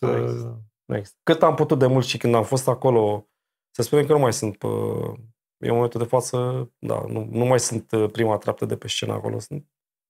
Am mai coborât 2-3 trepte. Așa este în domeniul ăsta, crești, cobori. Da, mă rog. Sunt perioade. Da, așa, corect. Băi, am încercat să nu hrănesc anomalii, cât am putut de mult. Legat de la condițiile, de la colegii pe care eu am trimis în numele meu să meargă, să pună muzică, să spunem, în diferite zone din țară sau așa, până la orice am încercat să le dau, să impun condițiile mele. Adică, în primul rând, lăsând fiul la o parte, este important respectul pe care tu mi-l atribui. Da? Adică putem negocia la fi, cu toate că nici aia nu mi se pare normal, pentru că eu dacă merg în locația respectivă și vreau să beau o bere și berea este Corona și Ursus și mi-a jurit bere de n-am decât, mi-a jurit Corona, dar n-am bani decât Ursus, bă, nu să-i spun la aia, să-mi și mie pasta la preț de Corona, la preț de Ursus. Deci am bani, mănânc, n-am bani, nu mi-e foame. Asta spun, că nu mi se pare corect să negociem, dar să zicem că am mai închis ochii, că asta este sistemul de valori în care trăim aici. Dar la partea de condiții ăsta niciodată n-am negociat. Partea de respect de protocol, niciodată n-am negociat. Cum era Tigaie? Cum era el așa ca om? Eu l-am cunoscut, dar eram puși pe vremea respectivă. Și Tigaie era, știi cum, adică domnule se fac lucrurile așa sau nu? Cam așa era. Era câinele care latră, nu mușcă. Da? Da. Maică să-i spunea gură mare. Maică să-i spunea gură mare. Mami îi spunea gură mare. Așa era el. Era rău de gură, dar un suflet extraordinar. Un om extraordinar. Un om bun. Una peste alta. Știi? Dar eu am rămas tot timpul impresionat că, uite, el și la vârsta aia punea muzică, se ducea, era aceeași pasiune, era aceeași dragoste. Până a pus mâinile pe piept. Până a pus mâinile pe piept. Nu. Contează condiția fizică pentru un DJ? Contează cum arată? Contează sănătatea? Contează să fie în formă, ca să zic așa? Păi, este obligatoriu să ai grijă de tine, mai ales cu nopțile pierdute, pentru că noapte pierdută nu o recuperezi niciodată. E o chestie clară. Și atunci contează foarte mult cum te întreții și cum ai grijă de tine, cum te alimentezi, ce mișcare faci, cum te hidratezi și așa mai departe. Și să ai timp să te refaci. Bineînțeles. Aveai timp să te refaci? Eu știu. Uite-te la mine. Perioada de glorie, nu știu. Uite-te la mine, aveam timp să mă refac. Uite-te cum arăt. În perioada de glorie mă gândesc când clubul... La 25 de ani cum arăt, arăt bine. Dar mixez de 35. Da. Aveai timp? Adică știu că pe vremuri, sau cel puțin în anii 90-2000, era și seară de seară de multe ori. Erau și alți ani, era și altă vârstă. Era și altă vârstă. Simți altfel, nu simți ca acum. Apropo de asta, te rog. Cum se pare? MC-ul ajută DJ-ul sau mai mult îl încurcă? Bine, dacă l-ai pe Silviu Andrei, care e cel mai bun, e bine. Dacă l-ai pe ăla care strigă, nu vreau să dau nume, toată lumea mânuțele în picioare, da. Silviu e între cei mai buni, e imbatabil. Silviu Andrei este între cei mai buni DJ și cel mai titrat. De fapt, aici este, în afară de vocea pe care o are și a dat-o Dumnezeu și voce de radio, e foarte titrat. Cel mai titrat, nu există. Da.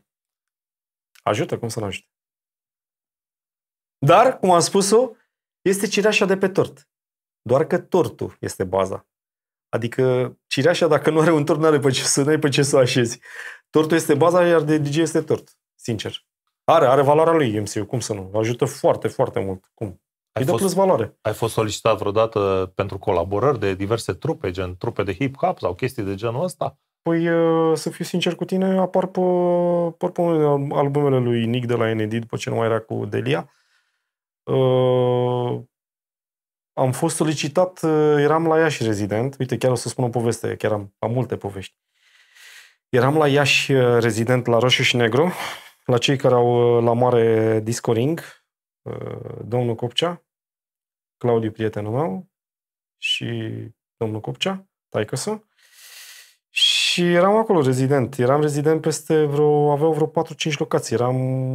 Eram manager de pupitru pe toate locațiile la vremea aia. Terminasem armata, Deci, practic, tu hotărăi care DJ unde vine. Da, eram un ăsta, mai mult, ca să spun așa, nu neapărat, eram mai mult un tip care stabilea identitatea, ținea cont de anumite chestii, mă rog, eram important.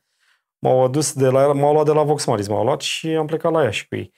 Și ajung la ce îi spuneai, la DJ-ul de trupă. Și în perioada aia, Mafia, ei făceau și concerte, aduceau multe trupe, era o discotecă studențească, Roșu și Negru, cu capacitate destul de numeroasă ca număr de persoane, adică intrau mulți oameni acolo, undeva la câteva mii de oameni, și aduceau și trupe. Pe lângă actul DJ-ului mai aduceau și trupe. Și a venit chiar și Mafia a fost de câteva ori. Și în perioada aia, 2000, cred că era 99, 2000, 2001, ceva de genul ăsta, 2000, Mafia nu avea DJ de trupă. Și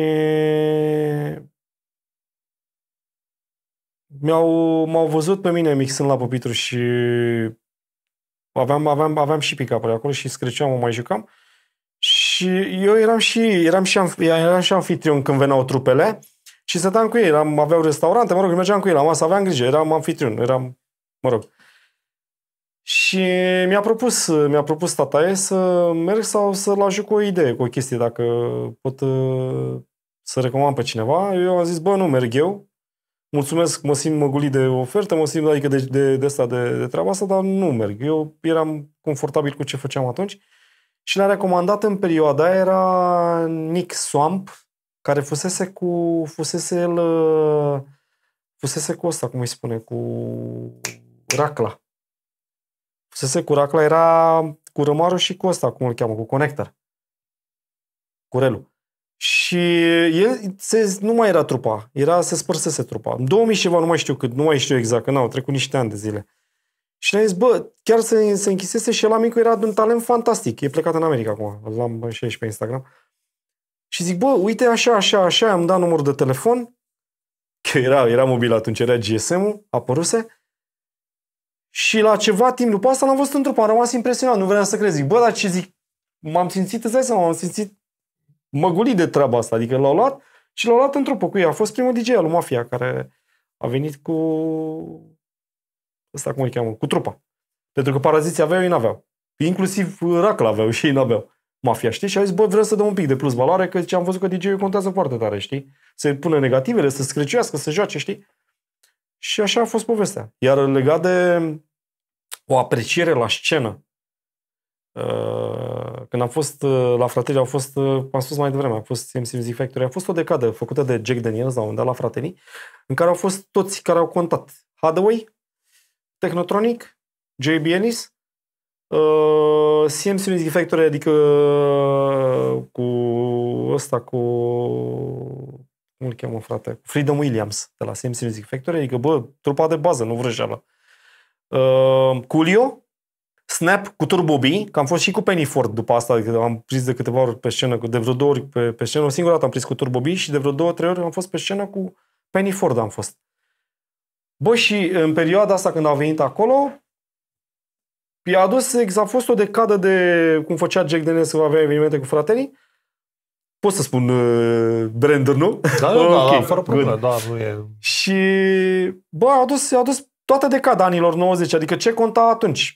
Am rămas impresionat de să fi pe scenă, ei au fost idolii mei, adică idolii copilăriei mele. Exact. Băi, și puneam muzică, eram pe scenă, trebuia să intre Turbo B, trebuia să intre pe scenă Turbo B și eram backstage. Și asculta ce făceam. Și puneam 90, dar evitam să pun, dai seama ce cântau ei. Lor, da. Logic, așa se face. Dar puneam din zona aia, de la AMG, de la... Ce se punea atunci? Nici puneam nici de la JB. Puneam muzica din 90, dar puneam partea asta de... Să le faci intrare, să fie atmosfera. Băi, și vine pe scenă, se urcă pe scenă. DJ era undeva spre spatele scenei, cumva, ca să aibă loc pe scenă acolo. Mă rog, eram în spate și eram acolo toată echipa tehnică. Eram eu, era luministul, partea de lumini, partea de ecran Bogdan Niculescu, Cristi era la lumini, Cristi care a fost rezident cu Fratelii pe partea asta de light designer și Silviu Andrei, MC.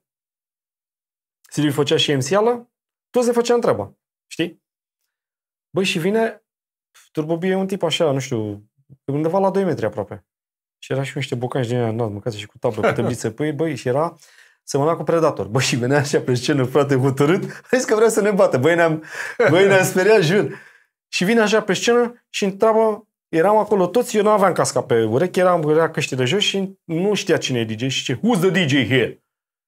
Și eu ridic așa, știi, galben, știi, ridic așa mic, știi, I am the DJ. Oh, man, și bate cuba cu mine și ce, yo, man, you badass, man, you badass.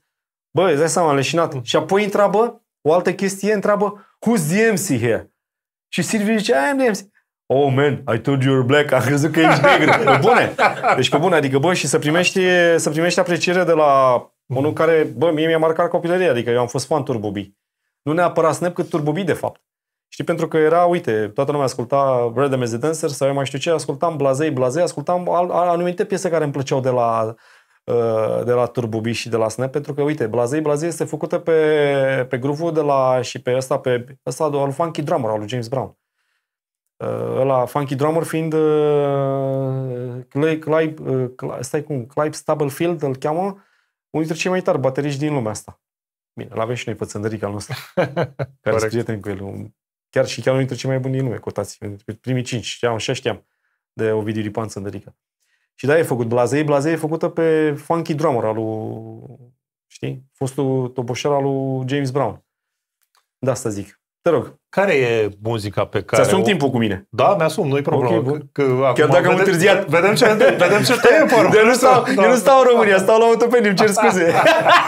Eu nu mai stau în România, stau la Autopeni. Te rog, te ascult. Care e muzica care o accesezi când vrei să ai o stare bună sau când ai o stare proastă și... Sunt subiectiv și îmi place soul, funky, îmi place partea asta de Jay-Z, îmi place foarte mult, e muzica mea de suflet. R&B-ul. R&B-ul, vorbesc de R&B la vechi, R&B, Rhythm and Blues.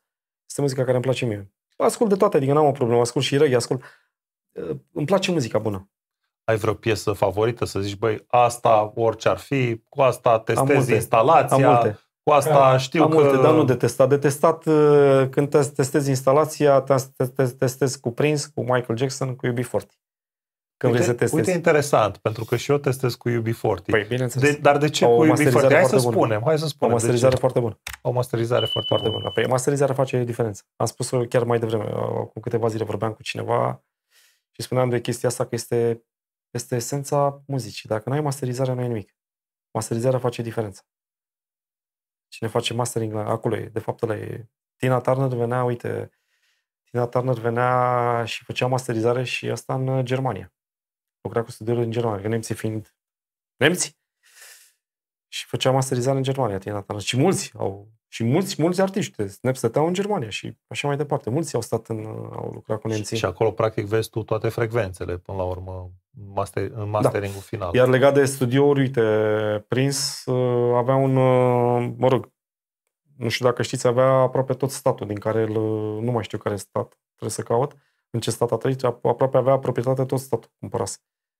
Deci așa era și avea unul dintre cele mai tari studiouri din America, în care lucra doar pentru el, nu prea, adică nu lăsa trupe. Plus, ca să nu mai spun că alegea nu știu câte, asta știți cu toții, alegea nu știu câte, din câte albume alegea un album care se lansa și multe albume care nu s-au lansat și așa mai departe. Că tot a fost comparația asta între Prince și Michael Jackson. Și eu o spun eu, ca părere personală. Michael Jackson a fost un artist, a fost o chestie, un show. A fost un fenomen. Prince a fost muzician. Prince este primul artist care a vrut să facă diferența între, uite, o chestie foarte interesantă, iar pe care o să o punctez. Și am să revin și la piesa la care mi-ai spus tu să spun o piesa mea preferată. A fost ideea de a da muzica, de a face diferența între commercial și non-commercial, pentru că în ziua de azi se întâmplă niște gafe. Ce pune și tu ceva mai puțin comercial sau pune și tu ceva mai comercial. Ideea este de comercial, nu este tot ce înseamnă. Adică, domnule, dacă pui YouTube, nu înseamnă că e comercial, nu e adevărat. Se vinde albumul, e comercial. Diferența o face termenul, de abordare o face termenul. Diferența de abordare o face termenul. Este de nișă sau de mainstream? Aia e altceva. Prince a fost primul care a făcut diferența între commercial și non-commercial, la modul că a dat albumul cadou. A dat un album cadou. Și a zis, asta nu e muzică comercială. El l-a făcut și l-a dat cadou. Nu știu care album, trebuie citit. Trebuie aprofundat. Avem Google-ul la îndemână, asta este, ne ajută pe toți. Deci, este primul care a făcut diferența asta. Da. Stevie Wonder, la fel, e unul dintre preferații mei, că ajung iar, dar era altă familie, era familia lui Quincy Jones, în care era Lionel Richie, Michael Jackson, Diana Ross, Stevie Wonder, știi? Există un, hai să zicem... The Roots, Sid, e una dintre piesele mele preferate. Da? The Roots, Sid, da, american. Foarte tare. The Roots e una dintre cele mai tari trupe de acompaniament din America. Am văzut că DJ-ii capătă un fel de, cum să zic eu, un al 6-lea simț, un al 10-lea simț. Te rog. Și de multe ori un DJ poate să spună, piesa asta va fi hit, piesa asta nu va fi hit. Cum se dezvoltă chestia asta? Cred că și tu ai asta în ce perioadă? În perioada trecută, că acum nu mai există. Acum nu mai există. Nu mai există așa ceva. Ce spui tu nu mai există. Dar sunt convins că aveai piese care le ascultai pentru prima oară. Anii 90 așa făceam. Băi, uite, asta va fi. Adică... Dar nu, deci asta era. Adică asta făcea, asta te definea ca DJ în perioada pentru că tu făceai o piesă hit. Și de la tine pleca, nu radio îți dicta ție ce piesă să fie hit. Sau YouTube, sau eu mai știu ce sau entitate. Efectiv. Nu. Tu DJ-ul făceai hituri. Și asta nu înțeleg eu, că există un hate câteodată din partea trupelor, a cântăreților, în care bagă DJ-ul sub preș. de ce nu înțeleg ei că DJ-ul are valoare și că el promovează, nu înțeleg. Mai întrebam mai devreme legat de asta. Am apărut și pe un album al lui Horia Brenciu, a mai apărut pe un album. Bine, ai zis de hip-hop, dar eu am fost... Horia Brenciu e zona asta de funky, mai mult de funky pop și așa mai departe. Am putut pe un album acolo cu niște intervenții, niște scratch-uri. Ce ar trebui să facă acum un DJ ca să se întoarcă la chestia asta? Adică să aibă asemenea putere să zică, uite, ăsta e hit, pe ăsta îl facem hit. Sau odată cu promovarea radiourilor sau prin intermediul radiourilor li s-a luat din puterea DJ-ului? Normal, pentru că nu, dar știi care e faza? Toată partea asta de social media și tot, asta este forget about it. Nu prea mai există varianta asta. Adică trebuie să ne izolăm cu totul de tehnologie și de tot asta ca DJ-ul să aibă un cuvânt de spus. Nu cred că este o soluție asta. Nici nu cred că trebuie. Nu cred că mai e nevoie. Adică nu cred că aia de fapt era o nevoie atunci. Era o nevoie de a face lucrul ăsta. Adică cineva trebuia să facă, să promoveze sau... Păi aia era calitatea DJ-ului, aia era partea lui. Înțelegi? Acum totul a devenit la mâna oricui. Spotify și așa mai departe.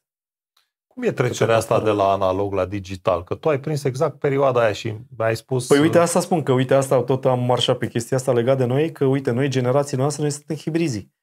E cea mai bună. Știi cum e? La o mașină, când vrei să-ți cumperi o mașină, să iei varianta de facelift. De ce? La facelift se reduc toate problemele de dinainte și se corectează. Noi suntem, să zicem așa, noi suntem facelift-ul. De ce? Pentru că noi avem termen de comparație. Am prins și analogul și digital. Eu am mâncat roșia din grădină, direct. Deci eu știu ce înseamnă gustul de roșii. Și nu era hrănită cu nimic, nu era forțată, nu era nimic. Adică eu știu ce înseamnă gustul de roșii. Și ce se întâmplă? Neavând termen de comparație, uite, generația noastră nu o să știe gustul ăla de roșie și de sămânță corectă dacă nu l-a mâncat pe ăla. El, dacă mănâncă roșia de acum viciată, de unde să știe el cum era roșia basic? Dacă mănâncă pasta de plastic, așa trebuie să fie gustul roșiei. Nu e adevărat. Știi? Iar noi avem termen de comparație, asta spun, noi suntem partea aia în care am crescut cu generația cu cheia la gât, dar știm și asta. Știm și asta. Uite, interesant că îl întrebam pe Sorin Lupașcu și el a zis că nu mai vinil, că nu există și că nu pot să fim împotriva, nu e adevărat, nu. Să mă ierte Dumnezeu, eu nu să împart această părere pentru că nu mi se pare coerentă. El e identitatea lui și e normal să fie, dar poți să spui că acum digital, măcar se apropie de ce să fim împotriva tehnologiei când toți ne-am dorit la vremea respectivă un sync? Uite, hai să luăm, uite un topic, hai să-ți deschid ție topic. Tu mă asculți pe mine acum. Pe partea asta de sync, care-i treaba? De ce suntem împotriva lui? Frate, nu, are rolul lui, are restul lui. Dar știi cum o spun eu? Bă, ca să folosești sync-ul, trebuie să-l meriți. Cum funcționează. Nu, trebuie să-l meriți. Adică ce înseamnă asta? E o chestie pe care tu trebuie să o meriți. De ce? Tu trebuie să mixezi by default, să mixezi fără sync. Dacă tu știi să mixezi fără sync, adică eu acum îți mixez, ai două decuri și îți mixez fără pitch control, îți mixez pe bătaie apropiate, îți mixez două melodii fără pitch control. Dar atunci eu am dreptul să folosesc sync-ul.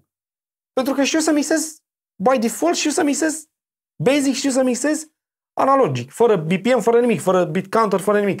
Și atunci, normal că îmi permit. Dar dacă tu te apuci de mixat mâine și poi mine te apuci de folosit sync-ul, bă, nu e normal.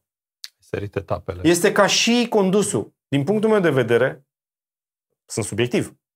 Recunosc, sunt subiectiv, sunt old-fashioned, old school. Bă, e ca și condusul. Hai să învățăm să conducem cu stick, manual, da? Cu cutie de viteze. Și apoi merităm și cutia automată. Bine, o să râzi din ce știu eu, apropo că ai dat, că e foarte bun exemplu. Există, exact. Da, dar că nu ai voie să conduci. După ce conduci automat, exact. N-ai voie să conduci manual. Deci ești limitat. Da? Eu am o vorbă mare. Orice are rost și cu volan și că conduc. Nu există să nu conduc. Corect. Da? Dar asta este avantajul este una dintre plăcerile mele de a conduce și de a fi învățat manual să conduc. Și de a fi condus mulți kilometri. Că, așa cum am spus, am fost plecat toată țara asta și am condus, că au fost momente în care au fost locații în care zone în care nu exista un aeroport. Și atunci trebuia să merg cu mașină. De cele mai multe ori. De asta mi-am luat și SUV, de asta să am loc în portbagaj, să-mi pun platane, adică mulți aveau nici platane, nici mixer. Și atunci a trebuit să mi le aduc pe ale mele. Înțelegi? Whatever. Apropo de platane, vorbeam cu Party Basta. Un băiat deosebit. Exact. Și un Tare, așa de mult m-am ofticat că s-a lăsat. El s-a lăsat. L-am certat când s-a lăsat. Da? Da, l-am iubit foarte tare și m-a luat și care pera și m-am simțit măgulit, îți dai seama. Dar bun tehnic. Și un băiat antrenat bun. Cu foarte mult bun simț. Da, uite, iar un DJ care mi-a plăcut mie foarte mult. Și eu l-am întrebat... Scuză-mă? Zic că l-a făcut repede partida asta. Da. Eu l-am întrebat o chestie și el, pentru că l-am prins exact în perioada în care... Dar n-ai de ce nu stă în cadru? Dar la barieră. Dai la dalieră. Nu mai avem, da. Îți dau la dalieră, mea. Așa zic. Eu l-am prins chiar în perioada în care el s-a lăsat, ca să zic așa, sau se lăsa. Și zice, nu mai puteam, unde să mai pun muzică când eu vin numai cu pick-up-uri, iar aici în niciun club, niciun pub, nu ai locul să pui chestia respectivă. Exact ce am spus eu, legat și de Faibo. Sensibilitatea lor, eu sunt târșenit, eu știu. Dacă am plecat în 90, eu știu ce înseamnă. Și am avut capacitatea asta să înțeleg și răbdarea, să am răbdare să poți să răzbesc. Că dacă n-ai răbdare, nu răzbești. Adică ei n-au avut-o. Ei n-au avut-o, știi? Da, eu sunt angrusesc. Nu am existat. Am răzbătut. Altfel nu puteam să stau 35 de ani în domeniu. Dar există o vorbă, uite. Eu am avut șansa să merg la Miami. Am mixat și la Buddha Bar la New York. Am mixat la American, am mai mixat pe acolo. Și o să spun o vorbă mare. Am fost și la Nicky Beach, la Saint-Tropez, cu fratele am fost, mă rog. Bă, nu o să fii profet în țara ta niciodată. Din păcate, deci eu... Chiar, uite, ăsta a fost unul dintre motive pentru care am mers la americani. A fost unul dintre motive pentru că am avut, la un moment dat, am avut așa o cumpănă legată de mine, pe care fiecare om o are în viață. Și am zis, bă, ce fac? Mă las? Chiar în pandemie și chiar atunci, în perioada aia, cumva am devenit depășit, cumva nu mai am sau ce fac continui? Și confirmarea mea în plan personal și validarea mea, am zis merg la Mecca. Unde? La americani. Americanii, na, asta este. Cu toții știm, ei sunt factorii decizionali pe lumea asta la multe lucruri, inclusiv la partea de entertainment, de acolo pleacă moda și șmecheria. Inclusiv DJ-ul de acolo a plecat, să fim serioși. La nivelul ăla la care este. Și am zis merg acolo. Dacă ei or să zică fuck you, asta e, da. Știi? Bă, dacă eu am primit confirmare și validare și ultima dată când am fost la Miami, adică am avut, să zic așa, oferta e o poveste acolo. Poți să spun? Da. Uite, am plecat cu prietenul meu, cu Adrian Coliță. Cu el am fost acolo.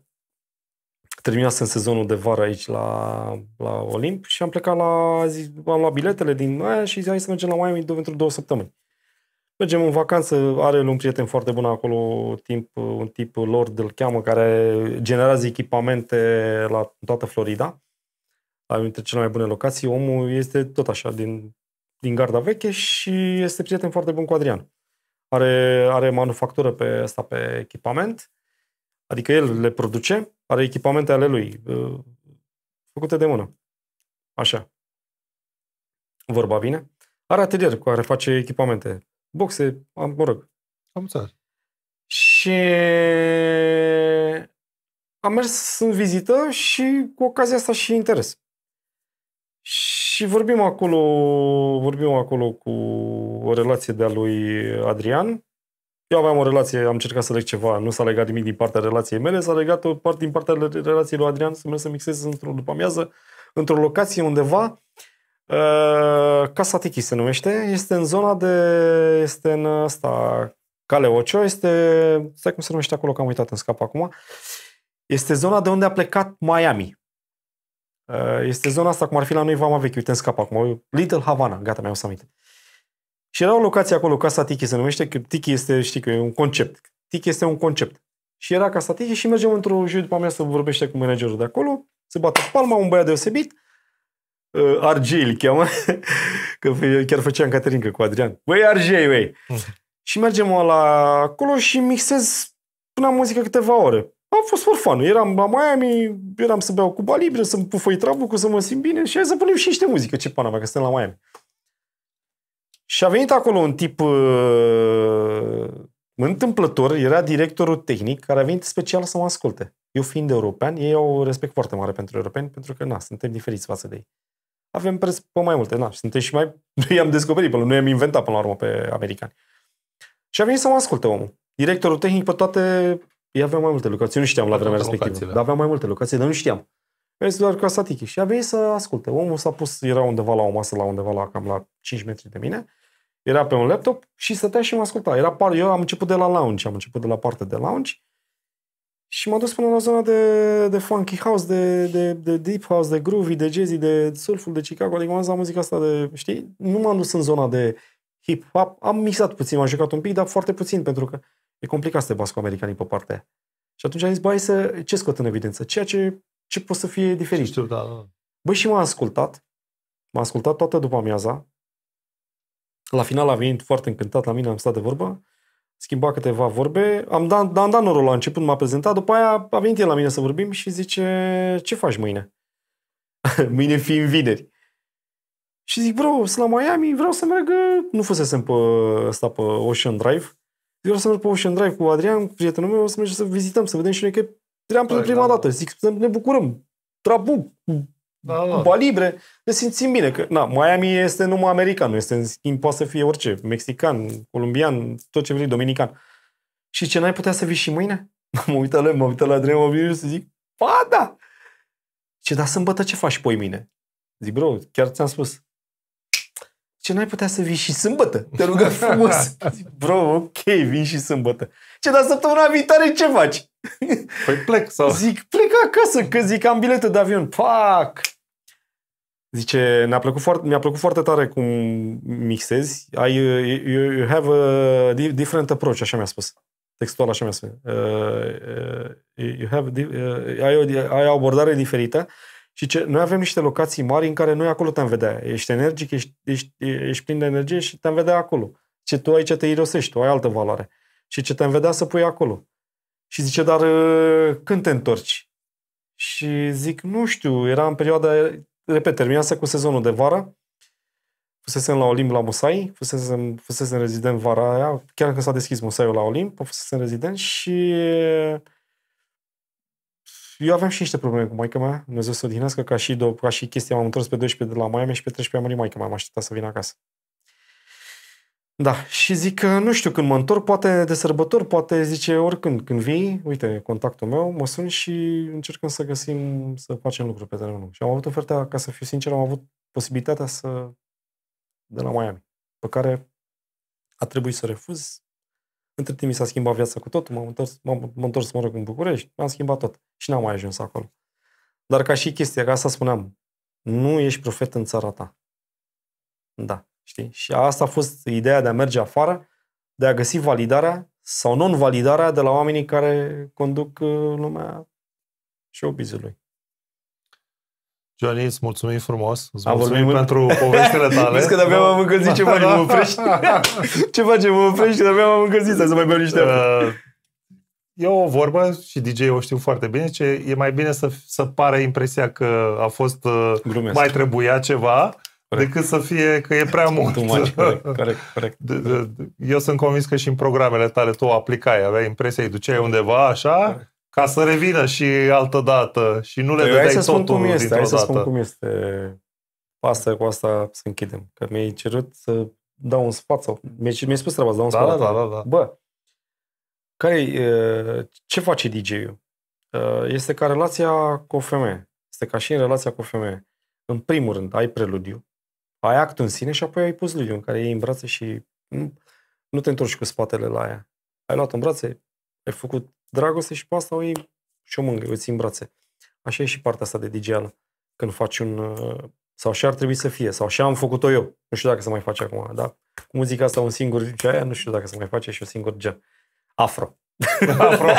Hello, Africa, tell me how you doing.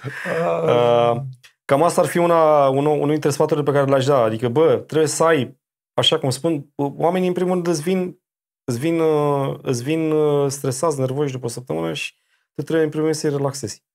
E ca și relația cu parfumul. În primul rând te cureți, te speli și pe aia te dai cu parfum. Nu te dai cu parfum peste peste lipsa de spălat. Și așa și aici. Trebuie să-i relaxezi, după care să-i induci în stare și apoi să-i, exact cum ai zis tu, să lași loc de, băi, mai mergea, dar hai acasă. Hai acasă, exact. Hai acasă, țiți. Mulțumesc frumos, Johnny. Mulțumesc mult. Cu drag și oricând. Și data viitoare când aveți, mai vreți, mai facem. Mulțumim.